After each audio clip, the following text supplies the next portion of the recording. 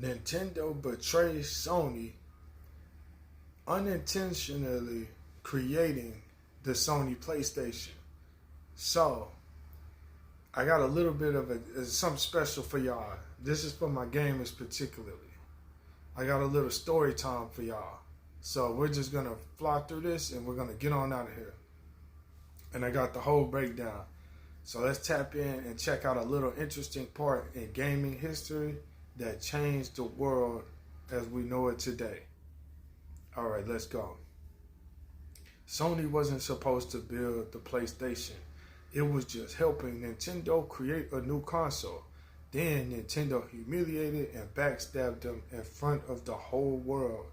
This is how a backstab from Nintendo led Sony to build the PlayStation and crush the entire gaming industry.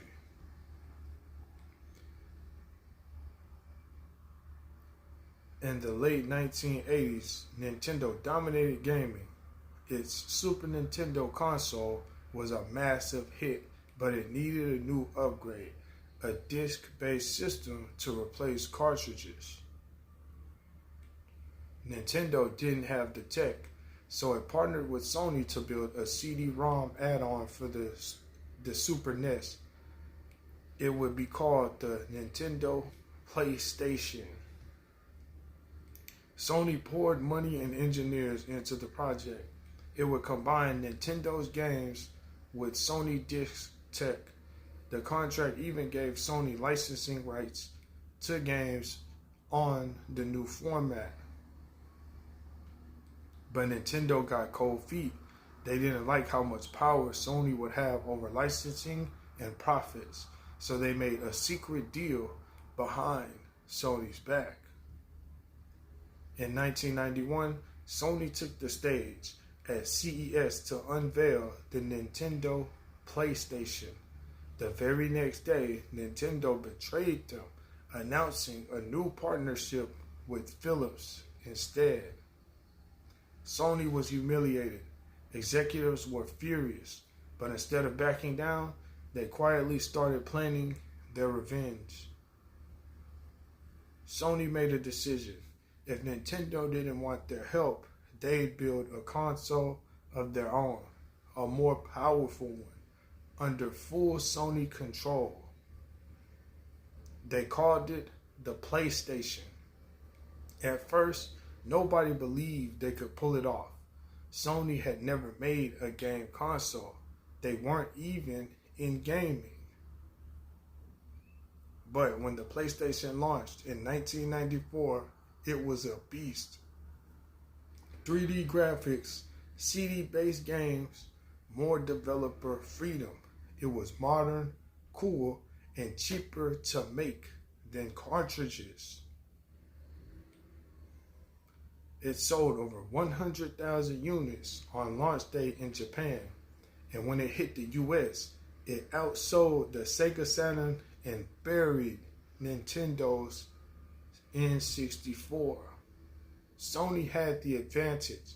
They attracted third-party developers who were tired of Nintendo's restrictions. Games like Final Fantasy, Metal Gear Solid, and Resident Evil made PlayStation a hit machine.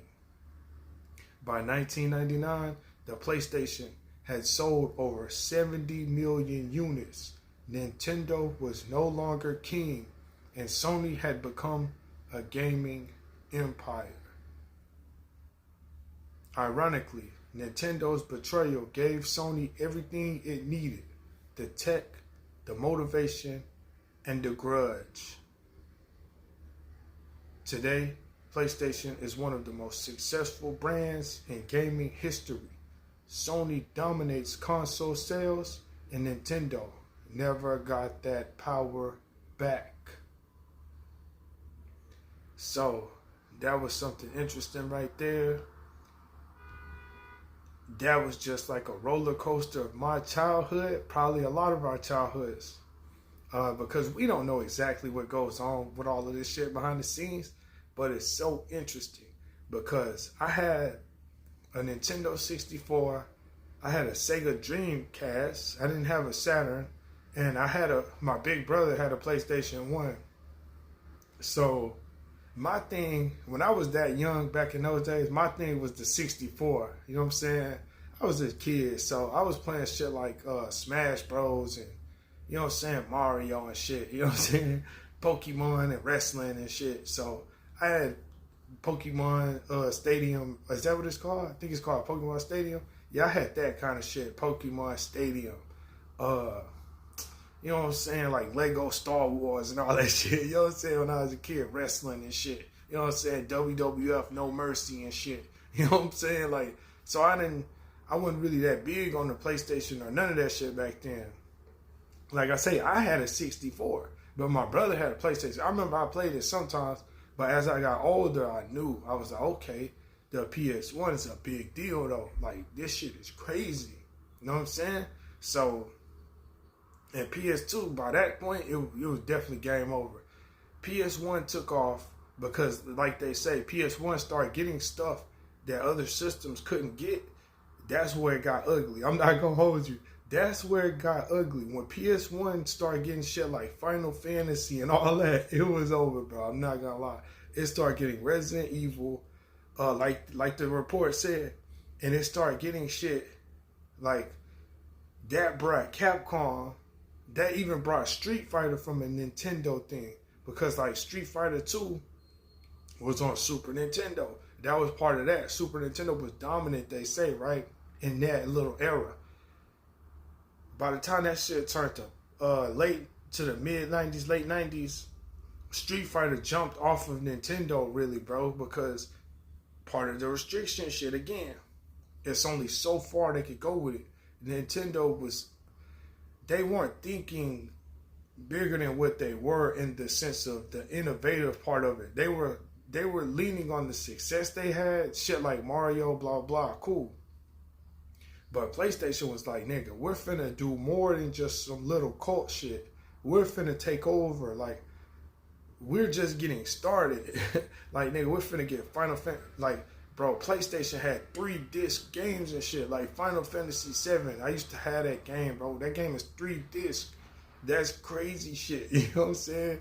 As live as 64 was, they didn't have no goddamn me game that was 2 cartridges. You know what I'm saying? Or 1 super cartridge. Like, nigga, PS1 had games and PS2. They had games, multiple discs. Like, that's how long the games were. Like, they by far passed up 64 off of the horsepower they had, because they just took it to another level, and then they were able to get everything.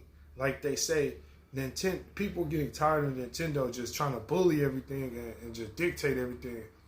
So once Sony came and started saying, hey, we'll work with y'all, we'll bring y'all over here, Capcom as a whole leaned more towards Sony. So that cuts off a portion of Nintendo customers right there. Capcom is now PlayStation. So that includes Mega Man, Street Fighter, Devil May Cry is coming around the corner, Resident Evil, all of that shit, bro. And then Sony starts creating first party shit, Crash Bandicoots, Spyro and all that shit, God of War around the corner. So it's like, man, Nintendo dropped a ball on that, bro. Because I imagine these powerhouses could have been together. But, you know, shit happens how it happens. Nintendo messed around. They effed around and found out, dare I say. Nintendo absolutely effed around and found out. Betraying Sony like that is crazy. When you know that they're a juggernaut still. Just because they haven't made a game.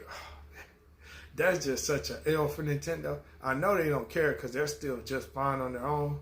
I'm a PlayStation guy for the most part. I've been a PlayStation guy. Like I said, I had a 64, but that was just really childhood shit. Really, my teenage and adult days, I've always usually had a PlayStation because it always has the best shit. Even stuff like anime games like Dragon Ball Z, Jump Force, and all that kind of shit. You know what I'm saying? J-Stars and all that shit. Shonen Jump and shit. All of that kind of shit is going to go to PlayStation first. That's going to take even more people away from Nintendo. And so on and so forth. Sports games. That's going to take even more people away from Nintendo.